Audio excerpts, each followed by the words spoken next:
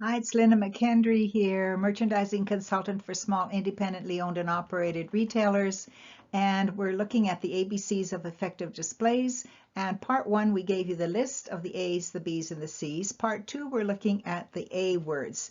The most important one is ask. We're going to answer the who, the what, the why, the how, the where questions. So stay tuned for this session. Okay, let's review the A list from part one. Adjust your attitude to ask the right questions, to get the answers that will help you attract the most attention to accent your products.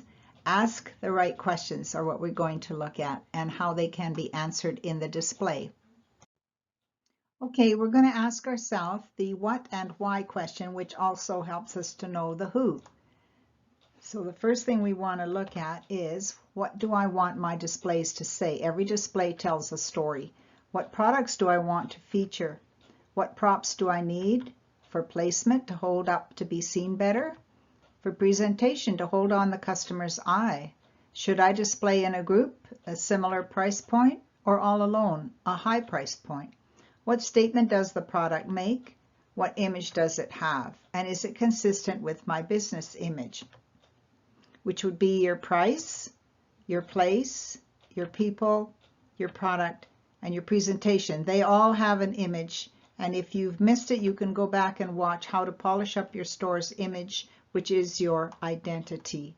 So you can see here that what and why is the who. This is our target market, and you can see my little customer, our little customer is on the target, and we're sending all these things to him through visual merchandising so that he will know or she will know what it is that we are offering, and hopefully it will reach them and they will want to make a purchase. This is a shadow box display about 4 feet square that I made as a generic display for Shoppers Drug Mart. I knew that the Red Cross would stand out from a distance as it was in the window right up against the glass. And these were just little displays that we made in order to tell a first aid story. So what do I want my displays to say? I wanted them to say that the Shoppers Drug Mart has everything you need for first aid. What products do I want to feature? There are no products featured in here. In fact, I took bottles and put these RX signs on them because everybody's familiar with that, meaning prescriptions. What props do I need for placement? Well, I needed the boxes to put the teddy bears in, which actually were available at Michael's that year with all these little costumes. So that worked out really well. And for presentation, these are made of foam board. So that meant that I could literally stick pin these onto the wall or tack or glue them onto there. So that's how they are being held up so that they're where you want to be seen. So should I display in a group or alone? Well, each one is alone, but they form a group with 4 of them in each corner. And what statement does the product make? Well, there isn't a product, but the display itself is making a statement at a glance. And as you walk by the store, you're going to see that. As you pull up to the store in your car, you're going to see it. So that's the image it has. It definitely has an image that fits the store. It's consistent with the business image. Here are some more questions we can ask ourselves when designing a display. Can I use its packaging for a prop, meaning the product's packaging? Do I have backup stock, and where should it be in relation to the display? How much product should I show? How can I show more in less space? And what lighting do I need? And what signage is best?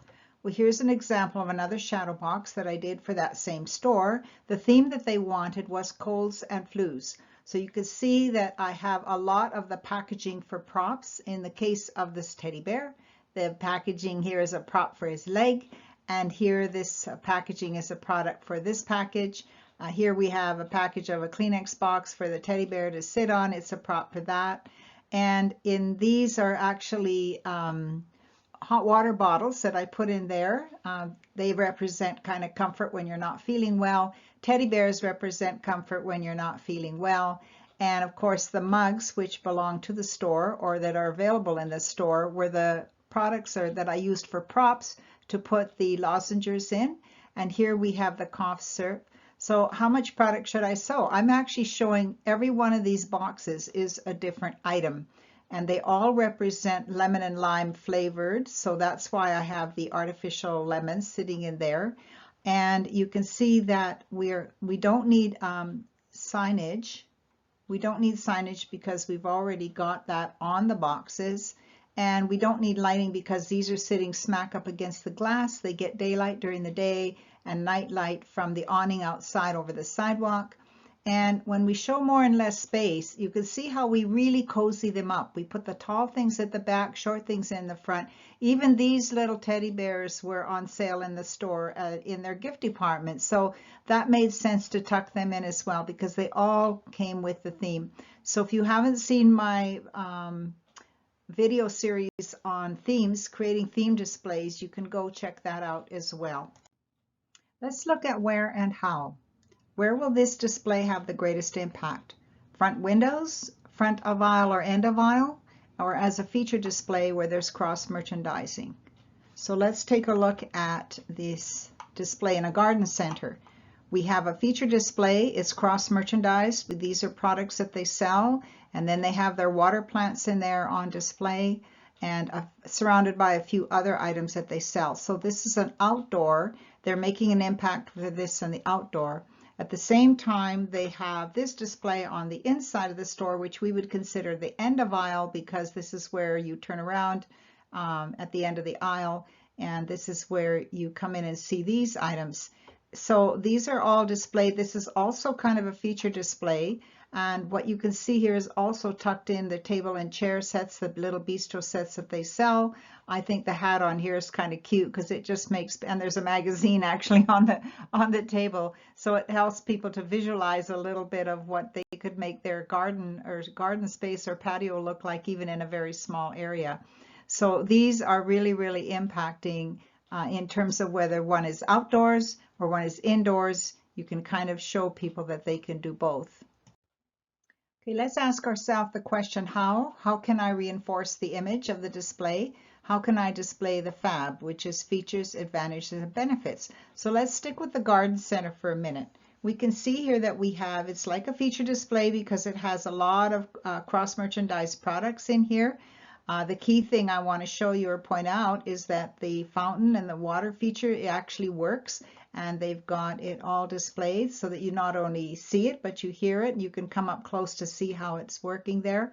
I think the backdrop is brilliant because it camouflages and takes your eye away from all the activity that is out there in the parking lot.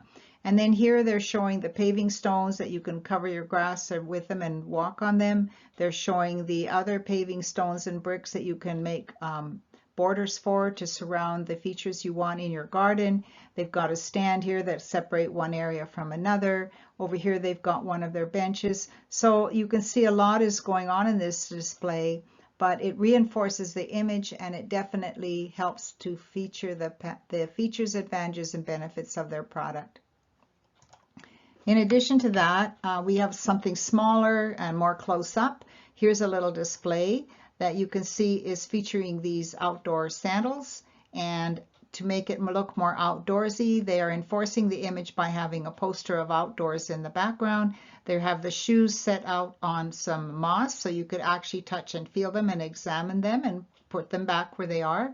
Then in addition to that, they're really displaying the features, advantages, benefits of this shoe by opening a brochure and almost like a sign right in with the display, and that just adds a whole lot more to what they're trying to tell you.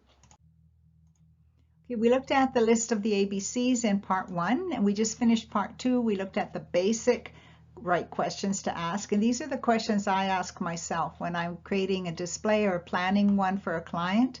And part 3 is going to be bigger is better, where we look at bold and we look at border and balance and backgrounds. I discussed background a little bit with you in this one. And then after that, we'll look at part 4, which is entitled Control Creative Communication, because you have 100% control over how you're communicating in your visual merchandising. So for more retail repair help, I'm just going to invite you to comment, like, share, subscribe, select the bell, or you can go to todaysdisplays.com for more resources. Talk to you soon.